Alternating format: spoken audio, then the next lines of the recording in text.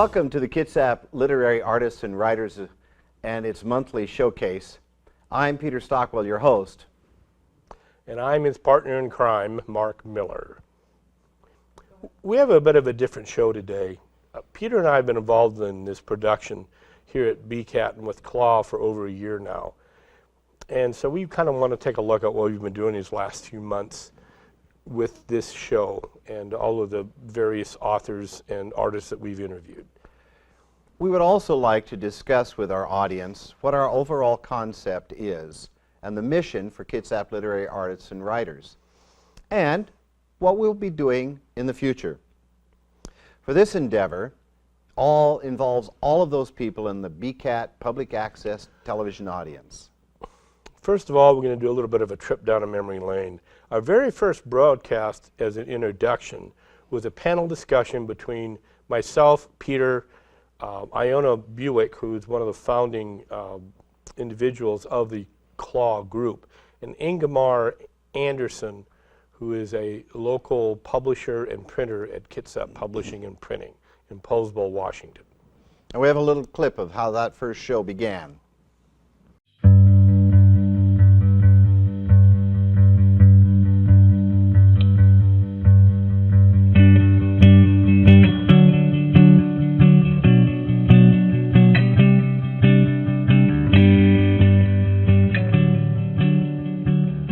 Welcome to the Kitsap Literary Artists and Writers and its first monthly author and literary showcase on public access television. I am your host, Peter Stockwell. Each month, a different member of KLAW, as we're going to call ourselves, will conduct interviews of area authors, present examples of local books, screenplays, and other literary works by members of our KIT community. Or we're going to delve into some other subject related to the world of producing literary works of art. Okay. So that first show, when you and I got started doing this, did you think that was kind of like a harbinger of things to come, or what did you, after we did that show, what were you thinking about? Well, I think we have striven to present a cross-section of the arts with people that have been interviewed. A good example is writer and author and playwright, independent filmmaker, and painter Diane Gardner. Let's take a look at what she presented to us. I thought I would start out mentioning the fact that you're not just an author. You're also a written screenplays, you're a playwright, and you're an artist, and a very good artist. I like your painting. Can you kind of tell us which one of those facets you got started with first? I was an artist from the very beginning. I used to play around with my mother's oil paints, and so I've pursued an art career ever since I was little. I mostly do portraits. I'm a portrait artist. I paint in oils. I also do some landscape, some plein air painting as well. So that's what I started off doing. And I understand that the artwork on your books is your artwork. Yes, these are all originally done as an oil painting. This one with the dragon is a 9-foot by 4-foot oil painting. It's 3 panels, and I take that to book signings and things. I also have a book called Veronica, and I did an oil painting of this book for the cover. The other ones I've put together in Photoshop. There's camera work. And what led you into the other facets of the art world? You said you started out in painting. What led you into writing books and screenplays and then a playwright? I've always been, being a painter, I've always been creative. That's, been one thing that I've done. I've written a lot of poetry when I was younger. Writing has always been a passion of mine as well. I just never pursued it, as a child. Peter and I have worked to include those people who write both fiction as well as those people who write nonfiction to the life based on their actual true stories and experiences. These endeavors include Vietnam veteran and former POW Bill Reeder, who was a the helicopter pilot in Vietnam, and was shot down and became a guest of the North Vietnamese Army for 11 months, including a time in the Hanoi Hilton. He wrote a book about his experience called Through the Valley. And let's take a look at one of the clips that about his reading at Barnes & Noble when he was presenting his book to us.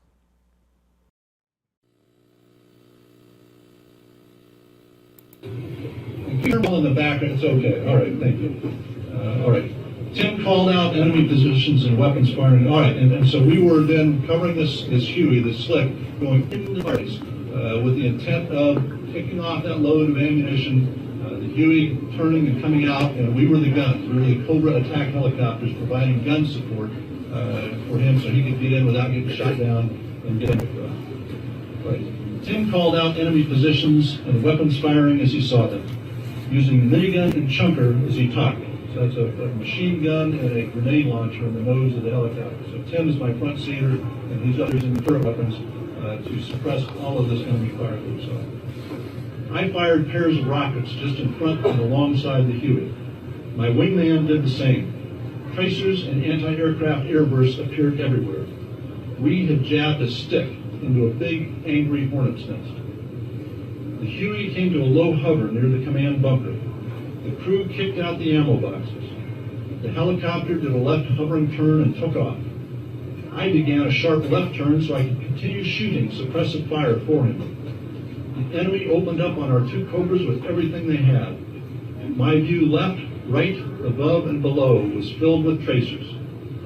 Tim fired continuously on those firing at us. We took large caliber hits all over the aircraft. Rounds came through the cockpit. Hits from small arms always felt something like Jiffy Pop popcorn popping against its tinfoil cover. These rounds seemed like a jackhammer slamming into the aircraft, beginning in the rear, working up the side, and then into the cockpit. That was, I'm really glad that you managed to bring him in here for that. For those of us that were kind of in that whole time frame. I was going through ROTC training over at University of Washington during those last few years in the early 70s before we were out of Vietnam. And they brought back one of the first groups of POWs to the University of Washington there in the Air Force ROTC detachment. And we got a chance to talk to them not too long after they had been released from the Hanoi Hilton and some of the other areas. Yeah.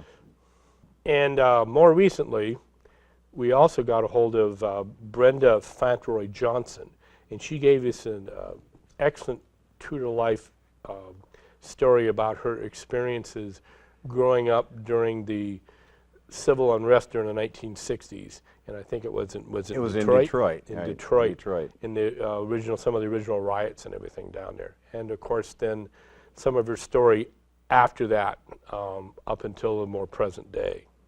Yeah, and it was all about her life and how she made changes in her own personal life, getting out of drug addictions and alcoholism, having kids too early, abuse, and how she ended up with a very, very good life on Bainbridge Island. And her book is Imagine Me.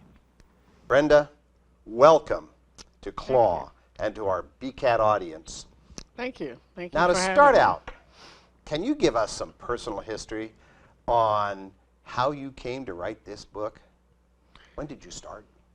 Well, I started in 2014. I just happened to be over a friend of mine's, and we were having a crab bake. A couple of the women had asked me about a recent trip I had been on. I had gone to Nepal and did a trek to Everest Base Camp.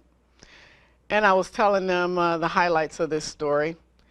And along with, some of my other background that they already knew, they said, Brenda, you should write a book.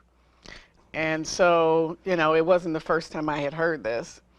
I've had a lot of interesting things happen to me. Only this time, it came with a recommendation of a person who could help me to guide me through writing my story. There's a wonderful woman who I like to say she held my story closely and helped me to learn how to get through a lot of the deep storytelling that I had to get through in order to write the book. A lot of our interviews involve not just what the author wrote, but also their experience in becoming published. A.C. Fuller and D.V. Burkham are two of the authors with insights into the experience of publishing. Also, Mark Allen came from a filmmaker and screenwriter's background to write a horrific vampire novel. Let's take a look at a clip of that, his trailer. Trailer, yes, for Nocturnal. In San Diego, America's finest city, a war rages on both sides of the border over drugs and the money that comes with it. It breeds savage violence and brutal death. They thought they'd seen it all. They were dead wrong. Nocturnal, the new novel by Mark Allen. Available in paperback at CreateSpace.com and through Amazon.com. Available exclusively through Kindle for ebook. On sale now. Of course, Peter and I have our own stories of getting out, getting our work out there to the public. And we, of course, being the people with absolutely no ego whatsoever, we interviewed each other. That was a lot of fun having an Yes. interview. And yes, I have come to the conclusion, that, and we'll see the clip of this, that when you asked me the question, is it true that you know half the people in Kitsap County? Well, with the experiences since that interview of having half of Kitsap County come up and say, "Hi, Mr. Stockwell," I'm going to have to agree with you on that. Welcome to the Kitsap Literary Artists and Writers Monthly Author Showcase. I'm your author, Mark Miller. Author Peter Stockwell is visiting with us this month at the Bremerton Kitsap Access Television Studios. He's a published author of a mystery trilogy set in Kitsap, Kings, and Snohomish counties. Peter, welcome to KLAW and our BCAT listening audience. Thank you. Now to start with, can you give us a history of what you did for years in Kitsap County before you started writing about police investigations, murders, and mayhem? Is it true that your previous career led you to personally know half of the Kitsap County population? Well, I don't know if it's half the population, but I did start teaching at Fairview Middle School at that time. It's back to being a middle school now, in 1971. So at that time, I was a 22-year-old graduate of Washington State University. I was teaching 5th grade. I had 10-year-old students. And so today, with me turning soon in the next couple of months to the age of 68, a lot of these kids are in their middle to late 50s, the first students that I ever had. And some of them are still in town here, and I run into them all the time, and we have a good time reminiscing about those good old days. And then I spent 26 years, after a 6-year career in Central Kitsap, 26 years in Bremerton, and taught at Bremerton Middle School and Mountain View Middle School, and retired in 2010 after teaching in Bremerton. So I got 32 years of torture and terrorizing middle school students. So it was a lot of fun. So you know parents, and then the next generation, and then some of the next generation. Correct. I have parents, their kids, and their kids' kids. And I just figured if I ever got to the point where I was teaching long enough that I had the children of the children of the children I had, that it was too far. And I did have some of the children I taught. And it was a lot of fun. It really was. And of course, to show even more diversity, KLAW and BCAT Studios are the recent hosts for a father-daughter team of local artists. And that was Ron Bauer and his talented young daughter, Veronica, who are into filmmaking, set design, acting, writing, a little bit of everything. And they just recently won a local film contest. They were part of the group who made this short little trailer, and they've been picked up now to make it a full-fledged film for this, they call it a Take 8 contest over in the Tacoma area.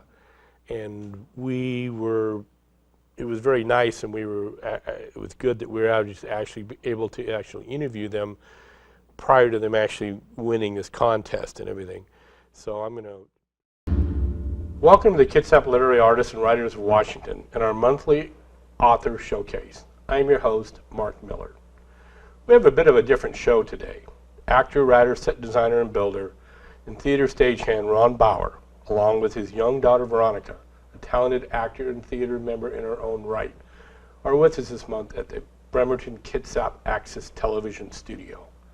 Both father and daughter have been involved in the arts community throughout Puget Sound, to include working theater productions and independent film in Pierce in Kitsap County. I've known them through these activities for close to 2 years. Ron, Veronica, welcome to KLAW and the BCAT audience. Mark, thank you for having us. We're both delighted. I'm glad I could finally get you guys on camera. I'm going to start out with you, Ron, as the father. How did you first become involved in all of those various parts of the arts and entertainment community? Well, I really owe a lot to my daughter because she was the one, she was singing and dancing all the time. I thought, hey, there's a theater ad, kind of like this one here I have on the table at Tacoma Musical Playhouse. And let's see if you really like theater. Let's see if you can really dance and sing. So I was taking her to various performances, rehearsals, meeting new people, especially Chris Surface, who's the artistic director at Tacoma Little Theater now. He was the children's director at Tacoma Musical Playhouse at the time. Okay. We also had a much more very traditional type of literary work in a more traditional literary style by an individual by the name of Tom Minguette, who wrote a series of books on Sherlock Holmes in the Conan Doyle style, filling in some of the blanks in the history of Sherlock Holmes. As Conan Doyle was writing, he left a gap of a few years in there, and Tom took it upon himself to fill it in.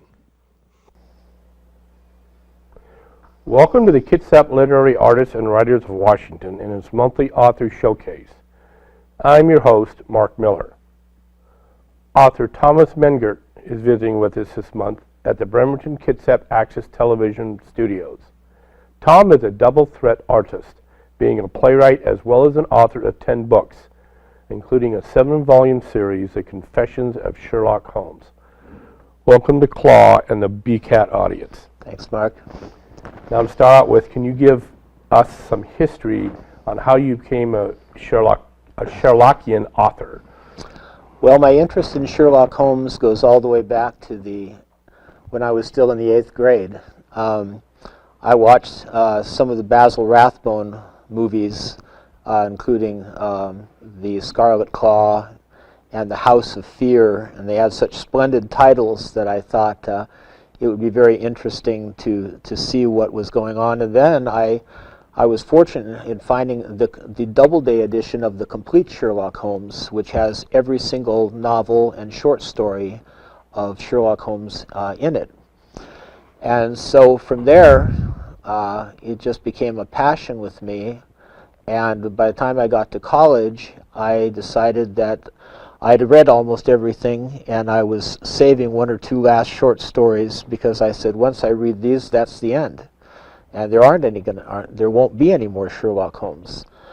And then I thought, well, there must be a lot of people who feel the same way. So I published a newspaper that was called the Victorian Gentleman's, and it was called the Victorian Journal.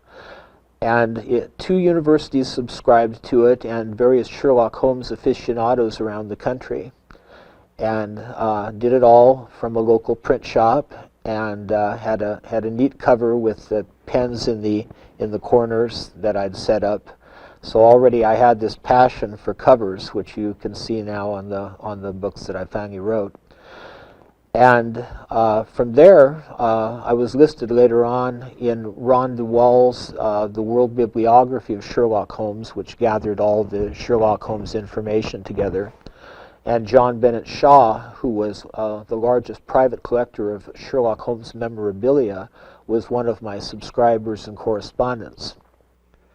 Sometimes here at BCAT, Mark and I just have fun with interviews. Take a look at some of these. Carly, we usually interview authors of fiction and nonfiction books who live in this area. You, however, have talents in another area related to which can relate to our stories. Tell us a little bit about yourself. Besides being a recent graduate from Cornish and a newlywed, what other remarkable things do you do?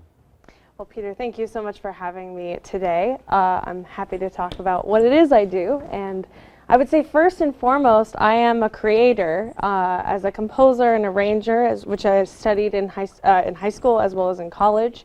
I've had the privilege of being able to write anything I wanted for any symphony or any small group or soprano or tenor that I've wanted to do. And I've also explored other areas of creating now, which go into the realm of producing and videographing and directing, which has been a wonderful thing. And I've expanded now to be also an entertainer and an educator.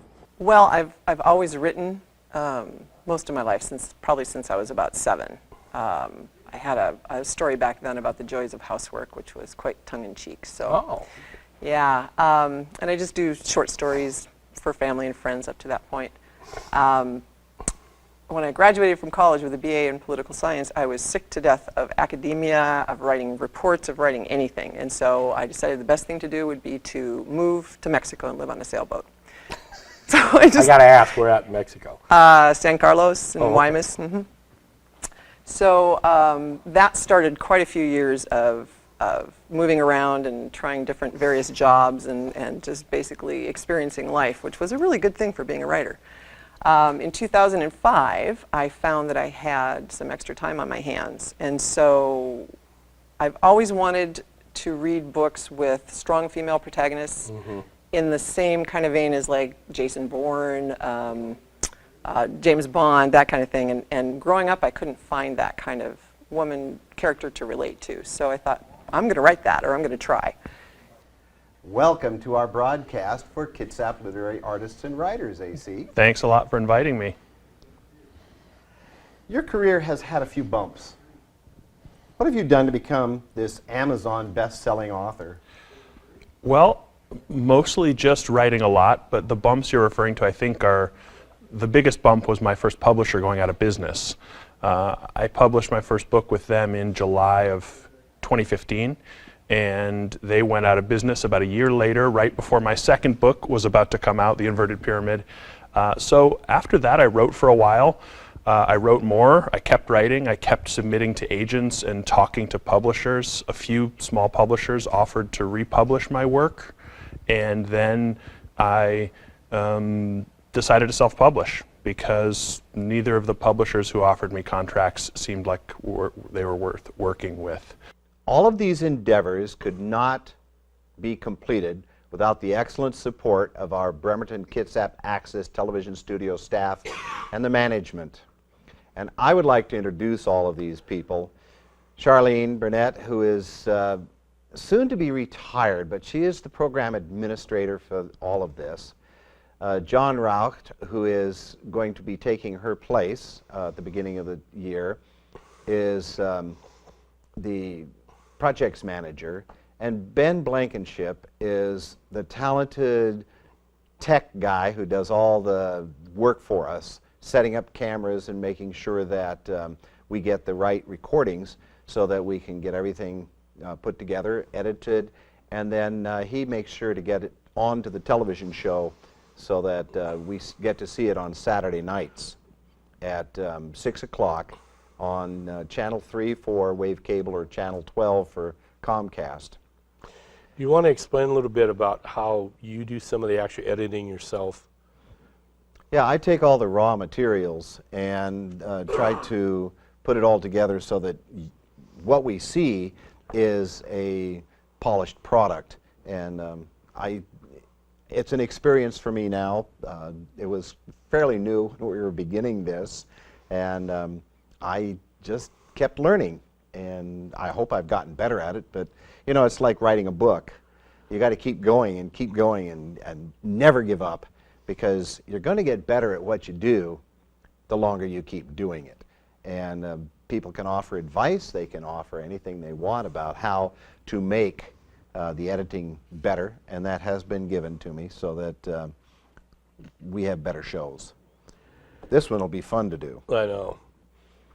Well, I hope that everyone has a pleasant day and a productive and fascinating rest of the year. And until next time, I am Peter Stockwell with the Kitsap Literary Artists and Writers, in conjunction with Bremerton Kitsap Access Television, and my pal and good buddy, Mark Miller. You have a great day.